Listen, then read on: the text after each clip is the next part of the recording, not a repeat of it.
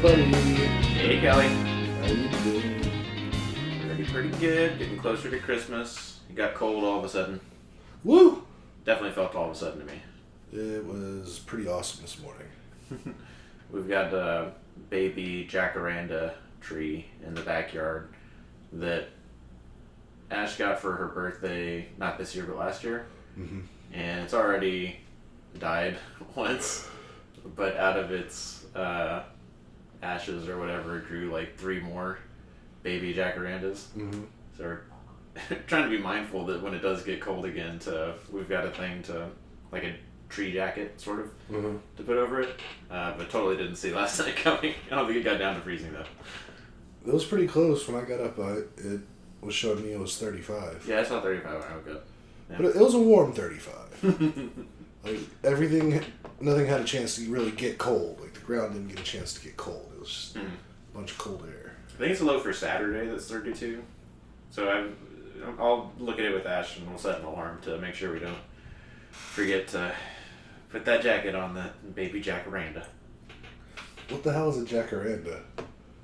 Google it. It's a pretty tree. There's a do you few spell of them in our neighborhood. Jacaranda. Yeah. Well, that's just delightful. To the blue. Yeah, there you go.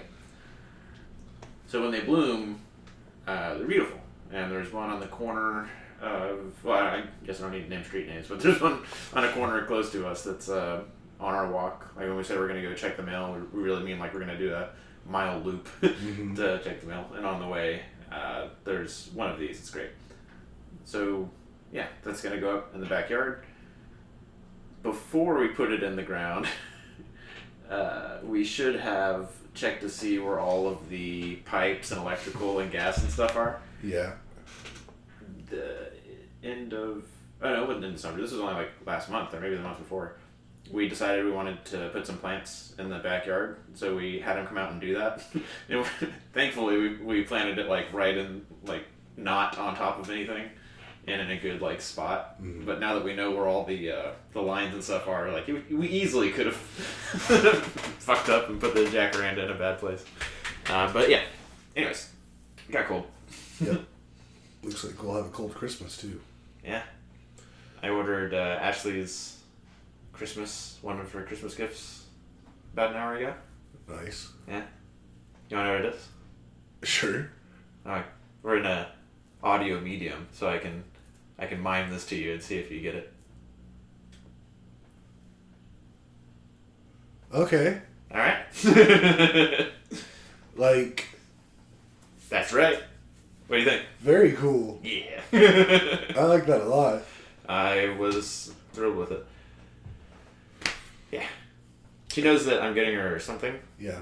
and she was asking if it was this or that, and I'm like, no, this is something that I've known I was going to get you for a while. Those are the good gifts. Yeah. Yeah. Christmas gets closer, that meal gets closer. I don't think I have any more prep meals kind of planned. How was the duck? It was good.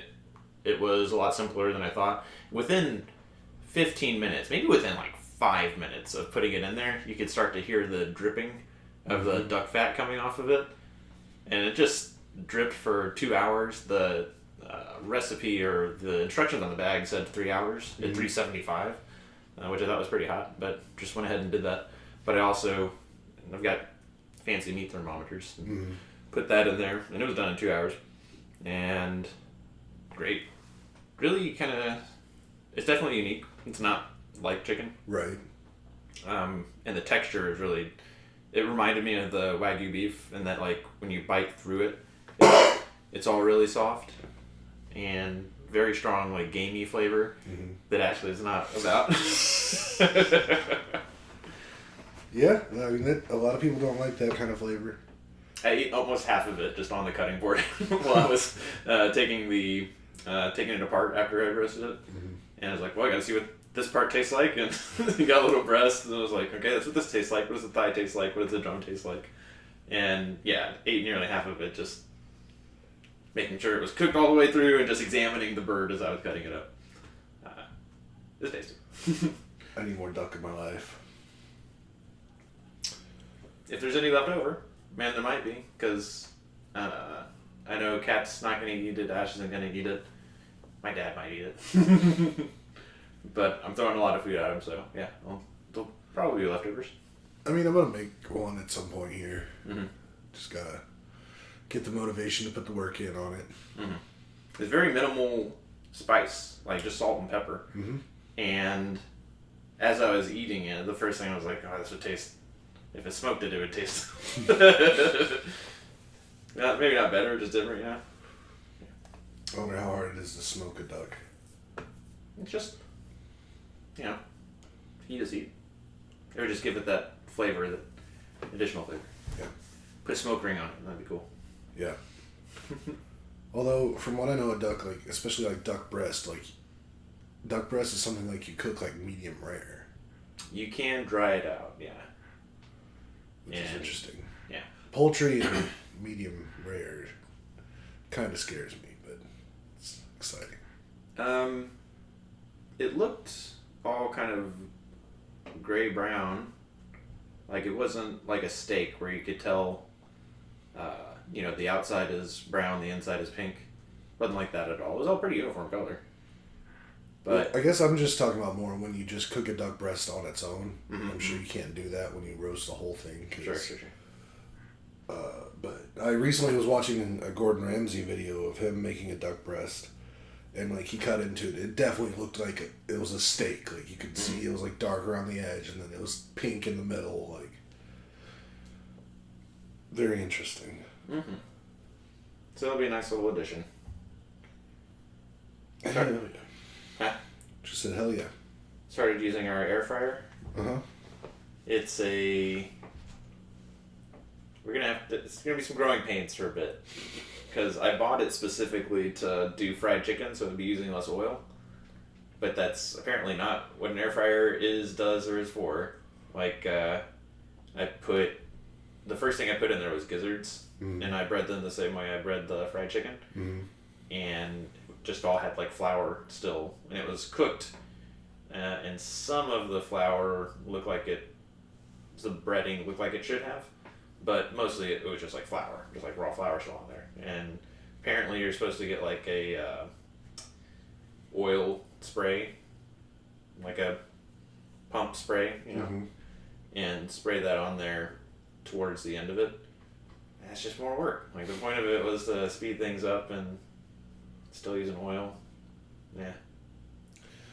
Well, that's disappointing. Yeah, it's kind of disappointing. Ash was not pleased. Because it's not small, it takes up significant counter space. Yeah. Yeah, I'd never bought into the whole air fryer thing. I thought it's just like the new CrossFit. I thought she was talking to like Abby and people about it, and that there was a whole like subculture of air frying things. Oh, there is though. We talked about that a lot at the beach house. So what's the hype? I don't know. Was there a particular meal? I'm putting this out there, world. I need to find use for this air fryer. I feel like Corey talked about making wings in it. Okay. Then I think when he talked about that, it brought up the whole thing where I think he was making unbreaded wings. Uh-huh. So he was just like putting like I wouldn't bread. I don't like breaded wings either. I can't remember what other. There's a lot of stuff talked about. That is like the number one thing I want to do with the air fryer is wings. Like buffalo wings. I mean. Yeah. I don't know. Mm-hmm. I just don't cook enough to really care that much about it.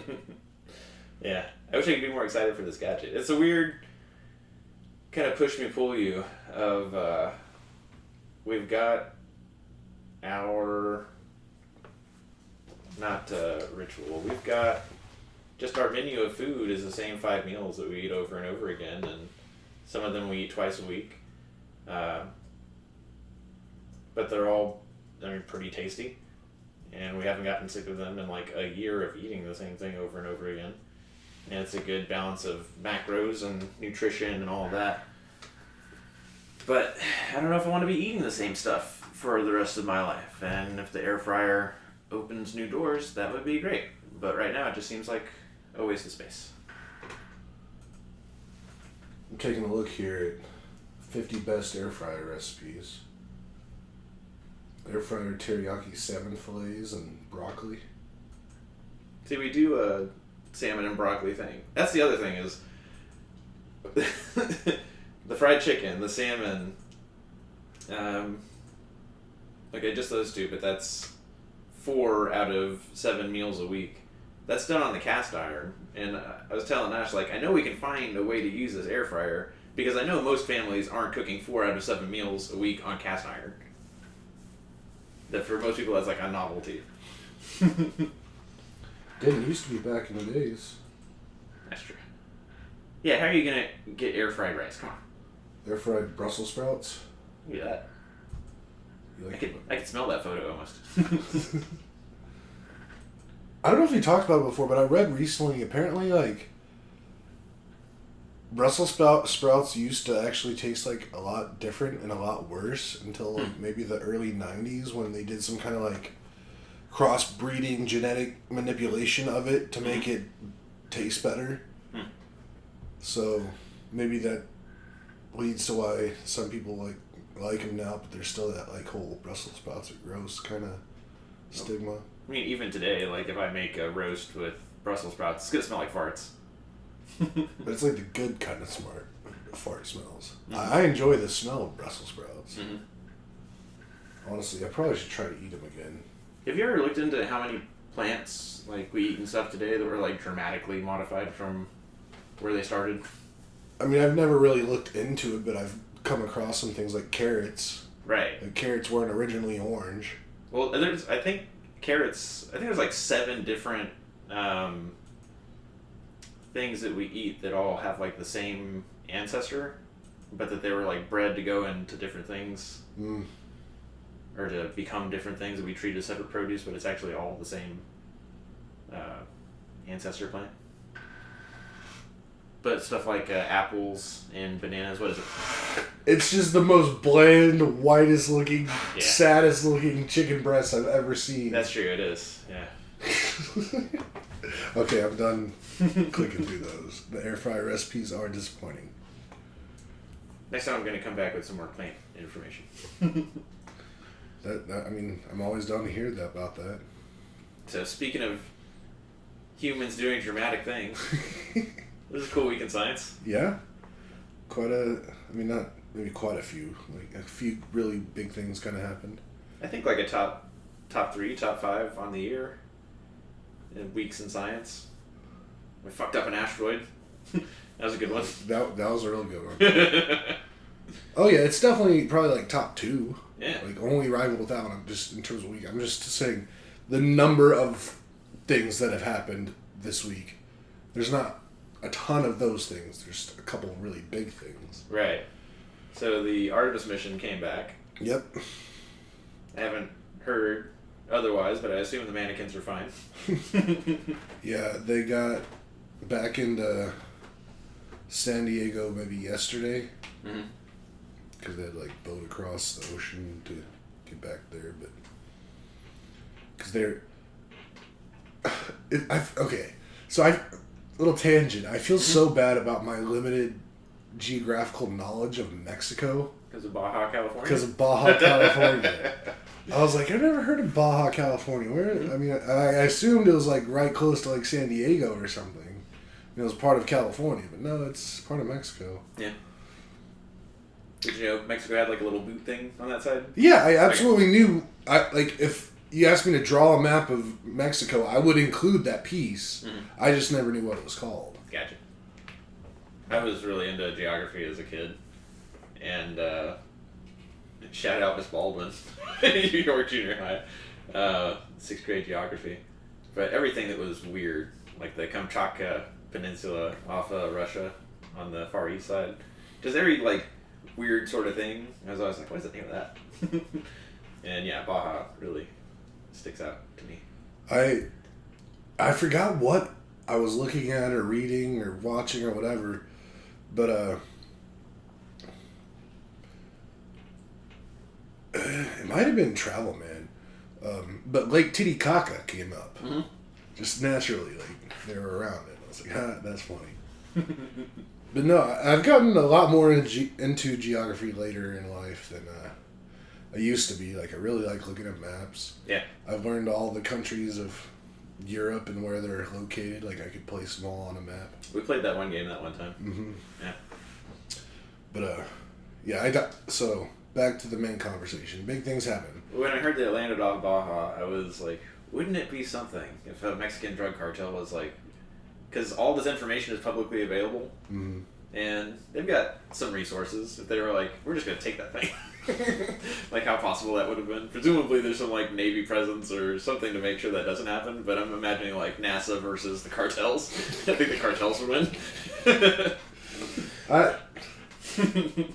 That's a pretty silly thought. Yeah. So I'm glad that it's back in San Diego and safe and all that. Yep. But that combined with Lawrence Livermore National Laboratory, LLNL, lasers, nothing but lasers, as they said in the press conference, achieved fusion ignition, which I guess is you put X energy into focused at a pellet of fuel and you get more than X out. Mm-hmm. Which my dad and I have talked about this since I was a kid. It's like that's gonna be, because we watched Star Trek a lot growing up, Mm-hmm. and a big part of Star Trek is that it's like post-utopia and that there's no currency and no scarcity, and that infinite energy is a huge part of that. And that fusion is presumably a big part of infinite energy. And it's a breakthrough for sure.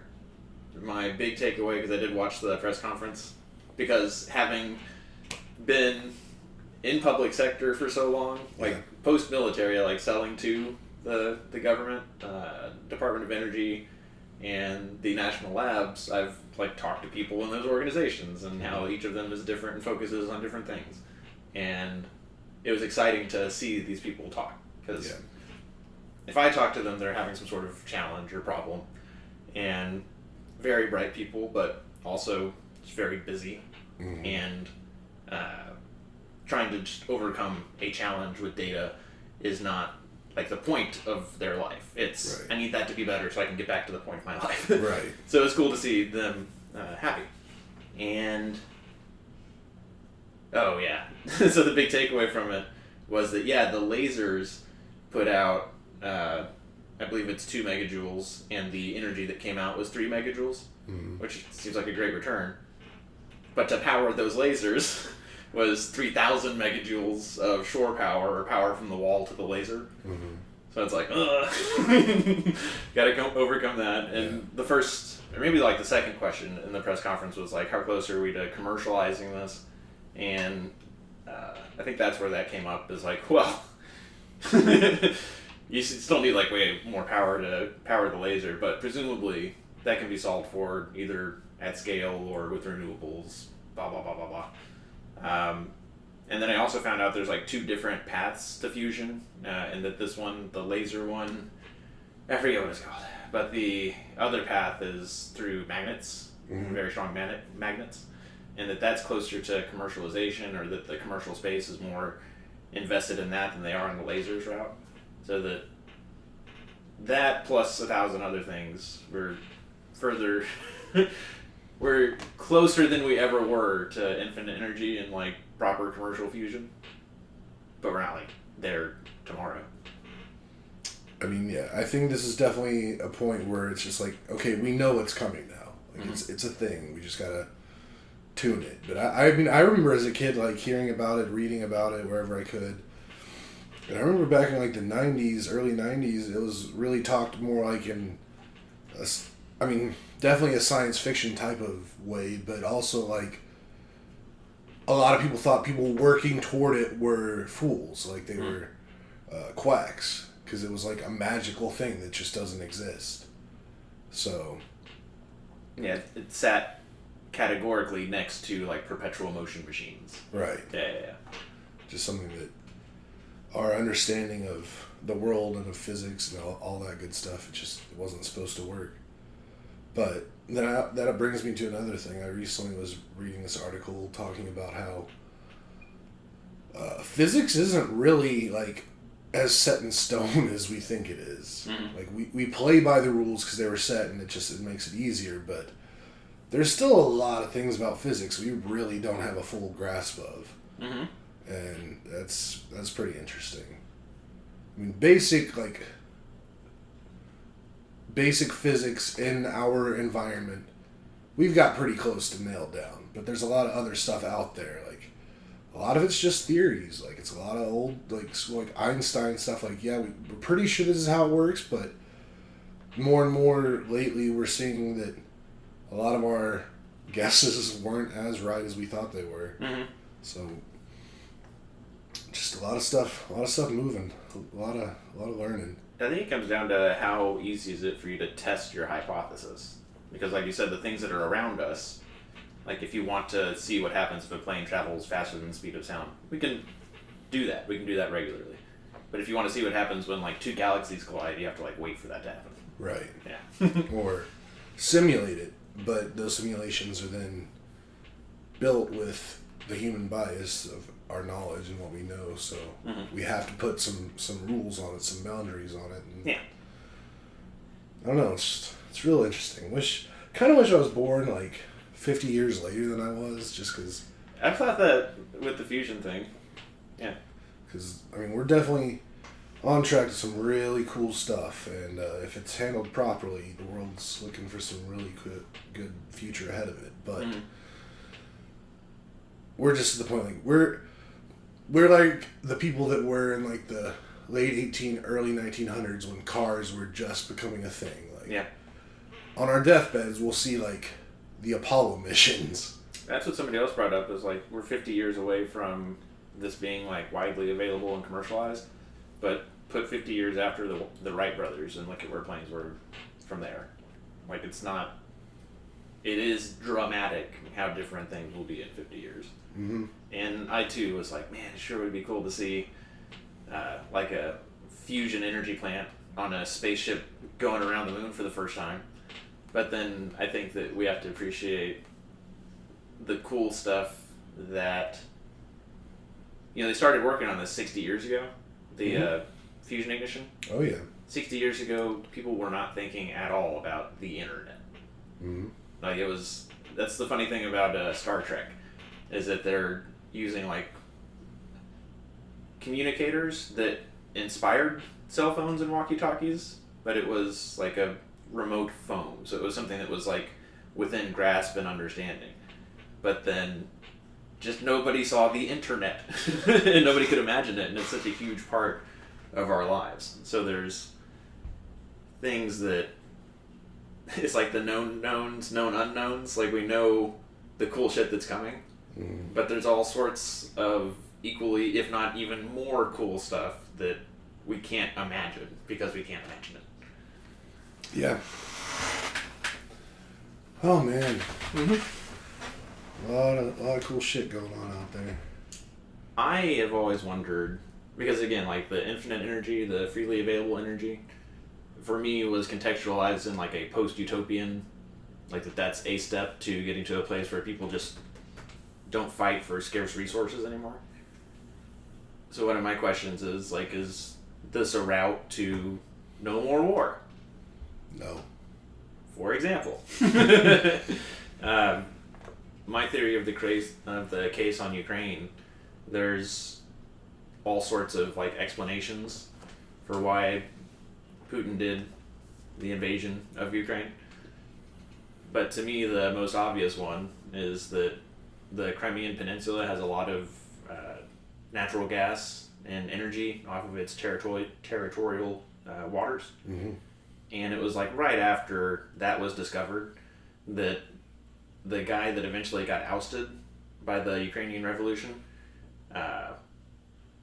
was like pushing Ukraine closer to Russia, and then Ukrainians were like, no. And then that guy got kicked out, and then 2015 is when Russia invaded the Crimean Peninsula. Mm-hmm. So I think the whole point of the Ukrainian war that's going on right now is to keep that energy out of the hands of the Ukrainians, so that the Europeans have to keep getting their energy from Russia, and that what Putin doesn't want to see happen is the Ukrainians have control and develop those resources, and then be the primary supplier of energy to Europe instead of Russia, because that's how Putin and the oligarchs, his little mobocracy, get their money, is from the sale of Russia's energy to Europe. And it's all just about energy, right? So I think it would take a card off the table. I mean, that's just like that one example. There's also like the Middle East, right? Like the last 60, 70 years of the Middle East, 80 years of the Middle East has been about oil and conflict over it. Which, I don't know, we got to live. But I mean, even before the oil, there's been fighting in the Middle East for centuries. But we've got the internet now. And, people are more tolerant now than they've ever been when it comes to living with other people's religions. I mean, that's probably true, but at the same time, I also think the internet is kind of like making a lot of people dumber. Mm-hmm. How so? I mean, it allows the dumb people to go find things that make their dumb thoughts feel valid. Mm-hmm. And then they hang out with the other dumb people, and there's no one there to be like, no, you're just fucking wrong. Like, here's how it goes. And the whole being able to, like, reason seems to be slipping away from a large amount of people. Just their own, like, personal, like, thought. And it's always, they have to hear it from someone else. Mm-hmm. And when you're talking to other dum-dums, you're just going to get more dum-dum ideas, and that's just going to split off more dum-dums, and then dum-dums raise kids, and it's just a whole cycle of dum-dums. I've definitely seen what you're talking about. And I honestly, with all the other cool shit going on and progress we're making, like, we're really kind of slowing down in, like, I don't think we're getting closer to being an enlightened species very much. In some small ways, maybe, but in other ways, we're going the different opposite direction. Like, we're not stagnant, we're regressing. Mm-hmm. So, I don't know. I don't know if we're gonna ever really be able to recover from this. We were given a technology before we were ready for it, and yeah, it's gonna bite us. I mean, it already is biting us in the ass. So I know exactly what you're talking about. I've said the same before, that we're in a day and age where any and every point of view or belief you have, there is some content creator putting something out there to help you justify, rationalize, and hold on to any and every belief you could possibly have. And that especially with, like, capitalism, if it's a money-making thing, then you're being a bad capitalist if you're not feeding any and every audience what they want to hear, if it'll get you eyeballs and get you clicks. And what can be done about that? Because I don't think, again, if there's the incentive to say anything and everything to get an audience, then you would think it would be on the consumer side, on the listener side, on the audience side, to know better and to do better, and you and I grew up in a day and age and in an education system that emphasized the difference between fact and opinion, that emphasized the idea of critical thinking and citing your sources. And it's hard to imagine that's gone away. I kind of think kids are just shittier, and that has a lot to do with distraction and being on cell phones, and parents unable to imagine a world where the kid doesn't have a cell phone even though they themselves lived that reality. I don't get that. But folks that are teachers, have been teachers, and so do I, and it does seem like kids are just shittier, so does it really matter if you're still teaching critical thinking or not?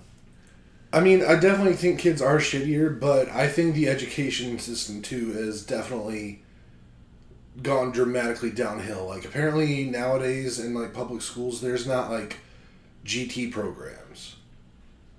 Like, because that is offensive to the dumb kids. So they got rid of it. Like, there's no more, like, real advanced classes, maybe. I don't know the specifics of that statement. I've just heard that statement from different sources. And maybe it's different in high school. Like, you can still do, like, AP classes or something. But I think in the lower, like, levels, like kindergarten, first, second, whatever, there's not the advanced class anymore. They eliminated that. And I think just with all the budget cuts, and then not just budget cuts, but just, like, different states deciding what can and can't be taught and what's appropriate and what's not, it's really being molded to not teach these kids, like, critical thinking. Yeah. It's gotta be hell to be a parent. Assuming you give a shit about being a parent, as a parent. Yeah. Because there's probably a lot of parents that are just like, whatever. And, yeah. Well, I mean, probably because, I mean, to be realistic, I was lucky enough to be in gifted programs and do that thing because I have some kind of ability that not everyone has. But that's the thing. Like, you're very smart. Like, we're surrounded by, our core group of people are very smart people. Like, we're not the majority. The majority were just the level people. So the majority of people, like, they're not going to care about the gifted people because they're like, well, fuck them. I'm not one of them. So then that starts going away. And then just the fact now, just how little teachers make, and just being a teacher and worrying about shootings and shit. And just with not getting paid, like, they're getting paid so fucking little. The quality people can go make more money, and they have to, especially with the rising cost of living. The good people, they have to go make their money where they can get paid more, and they just have to do that. They can't choose to live by a teacher's salary because a teacher's salary really isn't a livable salary. Yeah, it's different state to state and ISD to ISD or whatever it is called in your state, but for the most part, yeah, I think most people would agree with you on that. And not to really go on a big tangent about shootings, but I did just read something today that was pretty interesting. It's been about 10 years now since the Sandy Hook thing. And since then, again, I didn't check the source, but it seemed credible. It said that since then, 25,000 kids have been killed in shootings. In 10 years? In the last 10 years. Which, I mean, that's not an insignificant number. So being a teacher, that just definitely, like, I would not want to go be a teacher in a school. Like, it's just, everything's getting set up for us to fail.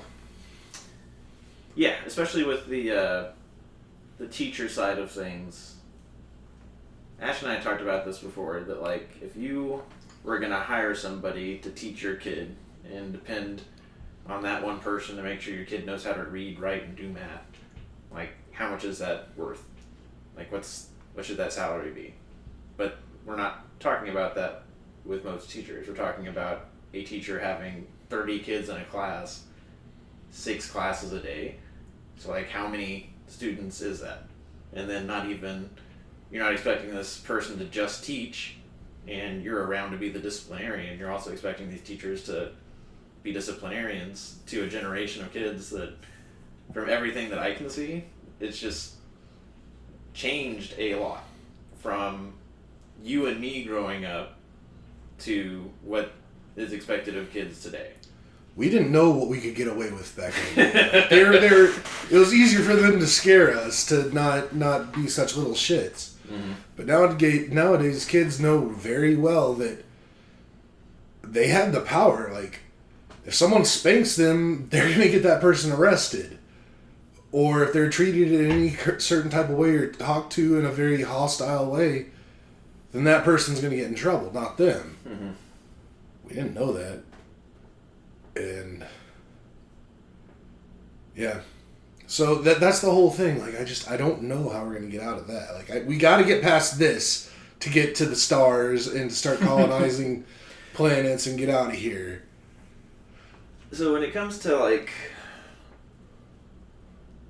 I do think we need to allow.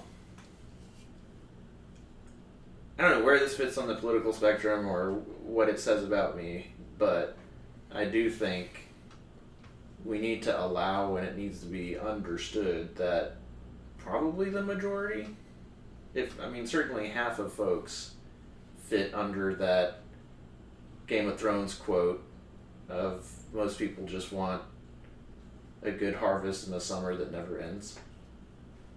And that my position is I don't think it's reasonable to expect everyone to stay on top of every trend and be at the tip of the spear of cultural advancement and scientific advancement. I think most people just want the big three of safety, food, and water, or safety of their family and their kids, and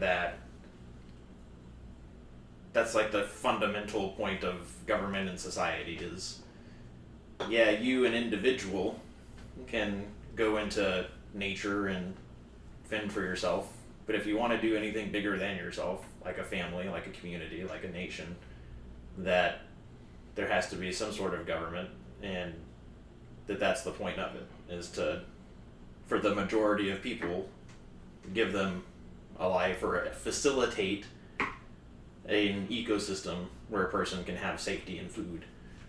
And I don't know. I just think I think we can make a world. I think that certainly the fusion is a part of this, to where that's possible for most people. But I also think we take for granted how difficult that is to put together and to maintain. Mm-hmm. And I think a lot of us are lulled into a sense of safety that it should be the norm, that the lights are always on and the water always comes through the pipes and there isn't violence in every hour of every day of your life. And I think where I'm going with this is that everything can fall apart. Everything does fall apart. Everything does. The U.S. will not last forever. Nope. Eventually the sun will explode. Nope. But well before that, I don't have kids, you don't have kids, but I know people I love that have families, and I really wish we could figure out a way to... And it's a vicious cycle. It's the kids, it's the parents, it's the teachers, it's the education system. The teaching needs to be put on a pedestal and appreciated as that's a tough job. It's a tough job at scale, and probably teachers should be paid more. I mean, that's the easiest thing we could possibly do to begin to change this. That's the controllable. We can't control individuals. We can't control parents and kids. That's the next thing that I was going to get at, is the kids and the parents. And something I've seen that I've pushed back against with little to no success is the kids and their cell phones. And why can't it be that you don't have them in the classroom or even don't have them in the school? We can't imagine living without our cell phones as adults. Because of the work we do, because of social media. But the kids don't need that. And I can't believe... with very rare... I guess we're of a certain age now where maybe this isn't true, but it seems to me most parents would remember a world without cell phones and know that it is possible to go to school without your cell phone. That it's not a prerequisite for being alive and going to school. I'm not totally opposed to kids having cell phones in school, but if they're going to have one in school, I think the only ones they should be allowed to have were the old Nokia bricks, where the most exciting thing you could do on it was play Snake and text and call. Maybe even take texting away. It's just call. Because kids hate calling. I hate calling people. Yeah. Because I understand having the phone, being able to contact somebody immediately from wherever you are. That's a pretty important, I see the importance of that in being a parent. If I was a parent, I would want to have some way to be able to communicate with my kid if I have to, or vice versa. They need to get a hold of me. Like, but then again, that goes into how you parent. Like, are you going to micromanage? Are you going to call them all the time? But, like, I remember as a fucking 5-year-old, I was biking, like, miles away from my house. Mm-hmm. And my parents had no idea where I was. Yeah. I had no idea where I was a lot of the time. And I'm sure our parents have crazy stories of similar situations. But when you talk about wanting to be able to contact the kid, what's wrong with the system we grew up with of you call the office calls the room, you get sent to the office? Shootings. What? Oh, okay. Yeah, I guess that's it. That's a difference. We didn't deal with that. We didn't have to go through shooter drills. Mm-hmm. But now, like, I want to be able to, like, speak to my kid immediately in school because that's a possibility. That's on the table. Mm. But that's why I want it to be limited. I don't want it to be a smartphone. Kids don't need smartphones in school.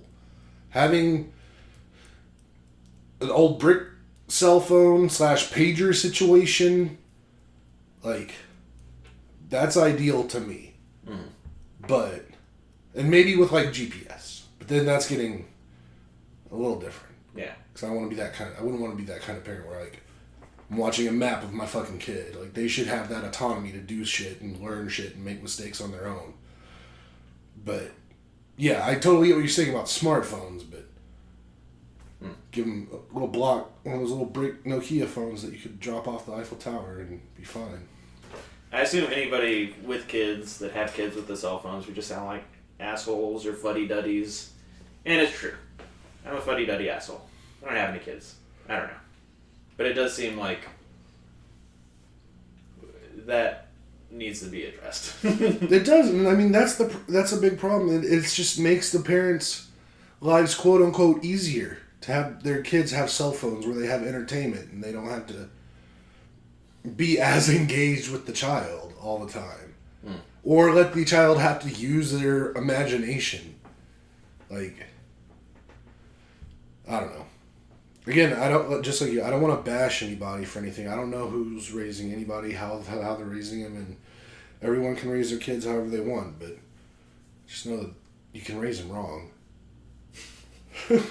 Well, and that's my thing I always get to is if a thing can be so bad that it's too bad, if a number can be so high, if a percentage can be so much that you pass a critical mass and there is no bringing it back, or that you are on the bottom of a slope to catastrophe and there is no climbing back up at this point.